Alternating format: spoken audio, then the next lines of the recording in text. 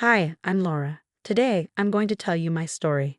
Have you ever felt like life was finally perfect, only for someone to come along and fix what wasn't broken? That was me, 6 months ago. I had just married James, the love of my life. I had landed a promotion as a marketing executive at a prestigious firm. We'd moved into our dream home in the suburbs. Everything was falling into place. Then came the dinner invitations. Honey, Mom and Dad are coming over again tonight, James said, poking his head into my home office as I polished my presentation. Again? That's the third time this week. Dad just misses me, that's all. I knew exactly what Frank, my father-in-law, missed: control. He had opinions about everything, particularly about a woman's place in the home. That evening, his voice boomed through the kitchen the moment he arrived. Laura, darling. Working late again. He shook his head in mock disapproval. Tisk, tisk. Actually, I just got promoted, I said, forcing a smile. James, son, how do you survive on takeout? Frank went on, shaking his head. When your mother and I were newlyweds, she always had dinner ready by 6. Margaret, my mother-in-law, gave me a weak smile. Frank, she murmured, Laura has a demanding job. Too demanding, if you ask me, Frank scoffed. A wife's priority should be her home. I felt James tense beside me, but he busied himself unpacking the takeout containers, anything to avoid confrontation. My career is important to me, Frank, I said, keeping my voice steady. James and I share responsibilities. Frank let out a low chuckle. That's not how I raised my son. The doorbell rang, and James's sister, Emma, strolled in, perfectly timed as always. Dad's right, Laura, she chimed. I manage my boutique part-time so I can maintain a proper home. Didn't your mother teach you traditional values? My mother taught me to be independent, which is admirable, Frank cut in. But now you're a wife. Different priorities. I caught Margaret's gaze, but she quickly looked down at her plate. Then Frank cleared his throat. Speaking of priorities, Margaret and I have an announcement. James perked up. What kind of announcement? Our house is undergoing renovations, Frank said, locking eyes with me. It'll take a few months, so we'll need a place to stay. My stomach dropped. We have plenty of room, James said, already nodding enthusiastically. Right, honey? I turned to Frank just in time to catch his satisfied smirk. The perfect storm was brewing in my perfect life, and something told me it was about to get a whole lot worse. Emma clapped her hands. Oh, this is wonderful. Now Dad can teach you how to be a proper wife, Laura. The takeout in my stomach turned to lead. Margaret wouldn't meet my eyes. James was beaming. And Frank? He was watching me like a cat that had just cornered its prey. I forced a tight smile. This should be interesting. If only I had known then just how interesting it would get, I might have run for the hills that very night. The first week with Frank and Margaret felt like walking on eggshells, ones rigged with landmines. Every morning, I found Frank at the kitchen table, newspaper in hand, disapproval practically radiating from his pores. Another early meeting, Laura? He asked one day, lowering his paper as I grabbed my travel mug. It's barely 7 a.m. That's corporate life for you. A wife rushing out before making her husband breakfast, he mused. Times sure have changed. I caught Margaret hovering near the stove, already dressed to clean. I'll take care of breakfast, dear, she said softly. James won't go hungry. Frank gave a satisfied nod. See, your mother-in-law understands family values. That evening, I came home to find Emma in my kitchen, stirring something that smelled incredible. Frank beamed at her like she just cured cancer. Now this is what coming home should feel like. Emma drove over just to make dinner, he added. How thoughtful. I set down my laptop bag, my jaw tightening. Where's James? Frank's voice dripped with accusation. He didn't even look up from his newspaper. Poor boy practically lives at the office now that his wife is never home. Margaret, ever the peacekeeper, chimed in gently. I taught Emma my special lasagna recipe today. Frank nodded approvingly, because that's what good wives do. Emma smirked. They learned to cook, not PowerPoint. Days blurred together. Frank rearranged my kitchen because efficiency is important for a housewife. He started scheduling family dinners without checking my calendar, and every declined invitation earned me a lecture about priorities. Your presentation can wait, he'd say. Family comes first. Then came the casual jabs at James. Son, when's the last time you had a home-cooked meal from your wife? Dad, Thompson's wife quit her job after marriage. Their home life is perfect. James would just shuffle uncomfortably. Laura's career is important to her. More important than her marriage. The breaking point came during Sunday dinner. Frank cleared his throat dramatically. Laura, we need to discuss your situation. I set down my fork. My situation. Your career is destroying this family. He leaned forward, his voice steady, absolute. James works late because home is empty. You're never here to maintain the house properly. Frank, please, Margaret whispered. No, Margaret, this needs to be said. He turned back to me. You have a choice to make. Be a proper wife or be a failure. Quit your job or admit you're not cut out for marriage. Emma nodded, arms crossed. Dad's right, you can't have both. I looked at James, my husband, the love of my life. He stared at his plate, said nothing. Frank exhaled sharply. Well, what's it going to be? I stood up slowly, my chair scraping against the hardwood. I need some air. Running away won't change facts, Laura. You're tearing this family apart. As I walked to our bedroom, I heard Emma mutter, see, she doesn't even care about family.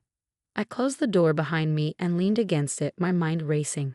Something about these so-called renovations had felt off from the beginning. Frank's constant presence, the escalating demands, James's silent compliance. I grabbed my phone and dialed the contractor. I'm sorry, Mrs. Walker, but we don't have any renovation contract with Mr. Collins. He canceled all plans 3 months ago. 3 months ago. Before they moved in. Game on, Frank. Armed with the contractor's information, I started digging deeper.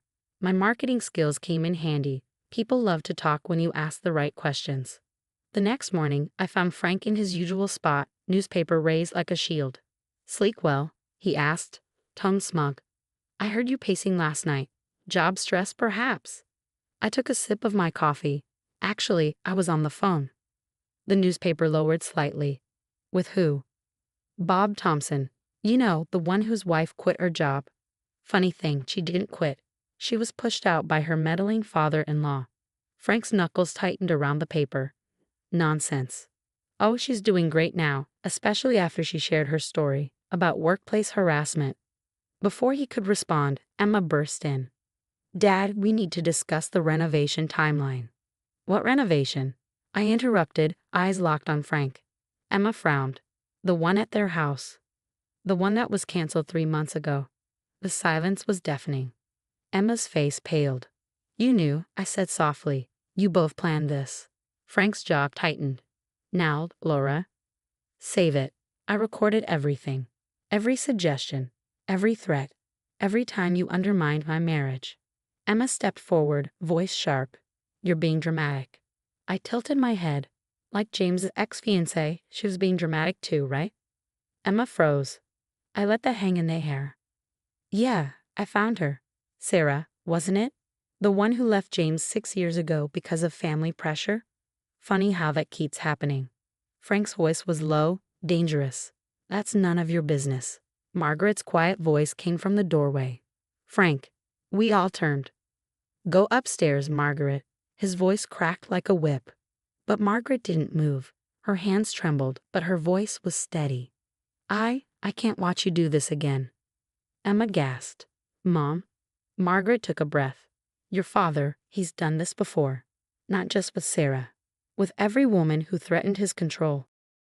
Frank shot up from his chair. I protected this family. No, Margaret shot back. You controlled it. I pulled out my phone and hit record. Tell me more, Margaret.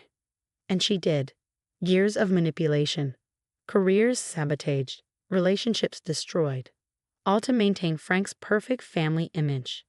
I turned to Emma. Does James know? Margaret sighed. James sees what Frank allows him to see. Emma's voice was barely above a whisper. Sarah didn't leave because of cold feet. She left because Dad threatened to ruin her law career. Margaret nodded. Just like he's trying with you, Laura. Frank slammed his fists against the table. This discussion is over. I smiled. Actually, it's just beginning. I picked up my phone. I'm hosting a dinner tomorrow night. James' entire business circle will be there. Partners. Clients? Everyone. Frank's face darkened. You wouldn't dare. Watch me. I leaned in. Oh, and Frank. I invited Sarah. She's very excited to finally tell her story. Emma inhaled sharply. You'll destroy this family. I met her gaze, unflinching. No, I'll save it. I turned to Margaret. There's a guest room at my friend Lisa's place. Pack a bag. Frank's face twisted in fury. Margaret, don't you dare. I already did. Her voice was quiet, but firm. This morning. I watched Frank's world crumble in real time. 35 years of control, undone in 30 minutes. Oh, and one more thing, I added. Those recordings, already backed up to the cloud. Try anything tonight, and they go public tomorrow. I helped Margaret gather her bags, but Emma hesitated. Laura, wait. Her voice was shaky. There's more you should know. About James. About what Dad made me do. I paused. Tell me everything. And the next hour revealed the full scope of Frank's manipulation. Each story worse than the last. Tomorrow would be a reckoning. 35 years in the making. As we stepped outside, I turned to Margaret. Ready for dinner. She squared her shoulders, a quiet strength settling over her. More than ready. From the window, Frank watched us leave, his empire crumbling around him. Tomorrow couldn't come soon enough. The dining room buzzed with conversation. James's business partners, their spouses, even Sarah. Everyone who mattered in our social circle was there. Frank sat stiffly at one end of the table, looking like a man awaiting execution. Lovely party, Laura, Mrs. Anderson purred, our biggest client's wife. Though I'm surprised Frank's home renovations aren't finished yet. I smiled, tapping my glass with a fork. About that. The chatter died down. Frank's shoulders tensed. I have an interesting story to share. James frowned. Honey. Frank's face darkened. Laura. I met his gaze head on. Did you know Frank canceled the renovation contract 3 months ago? A pause. The kind that pulls oxygen from the room. Before moving in, I let the words settle, and when I looked deeper, I found a pattern. Emma stared at her plate. Margaret sat rigid, eyes fixed ahead. I turned to Sarah. Would you like to start? She hesitated, then lifted her chin. 6 years ago, I was a law student. Frank told me I was too ambitious, that I'd make a terrible wife. Then, my internship mysteriously fell through. James's head snapped up. What? Dad said you left because. Sarah's voice wavered, but she pushed forward. Because your father threatened to call every law firm in the state if I didn't leave you. The murmurs swelled. Mr. Thompson, James's senior partner, leaned forward. That's a serious accusation. I pulled out my phone. Oh, I have proof. A single press of a button, and Frank's voice filled the room. Quit your job or admit you're not cut out for marriage. More recordings played, each one worse than the last. Emma's involvement in workplace harassment, Margaret's years of silent suffering, the systematic destruction of any woman who challenged Frank's authority. Mrs. Anderson pressed a hand to her mouth. My God. James stood slowly, his face pale. Dad, tell me this isn't true. Frank's mask cracked. Everything I did was for this family, he roared. These career women filling your head with ideas. These career women, Mr. Thompson interrupted coldly, are our biggest clients, who you've just insulted. In their presence, the aftermath was swift. Thompson terminated their business partnership on the spot. Other partners followed. Frank's carefully built network collapsed in minutes. James, Frank pleaded. Son. James didn't yell, didn't rage. He simply met his father's eyes and said, Get out. James, get out of our house. A hollow silence. Then Emma stood. I'm sorry, Dad. I can't. Her voice shook. I need to fix what I've done. Starting with an apology to everyone I helped you hurt. Frank's chest rose and fell, his world slipping from his grasp. No allies. No power. No control. By the end of the night, Frank left alone. His empire in ruins. 1 year later, our home is peaceful. James and I are stronger, working through the damage in counseling. Emma is rebuilding relationships, especially with Sarah, now a successful attorney. Margaret is discovering herself finally free. And Frank? Last I heard, he lives alone. his social circle gone, his business contacts severed. Sometimes karma works better than any revenge you could plan. One evening, as James and I lay in bed, he whispered, "You saved us." I smiled. No, we saved ourselves. We just needed someone to break the silence. Because silence lets abuse continue. But silence can also be broken. And when it shatters, it takes every lie down with it. My scars may be silent, but my voice, it's louder than ever.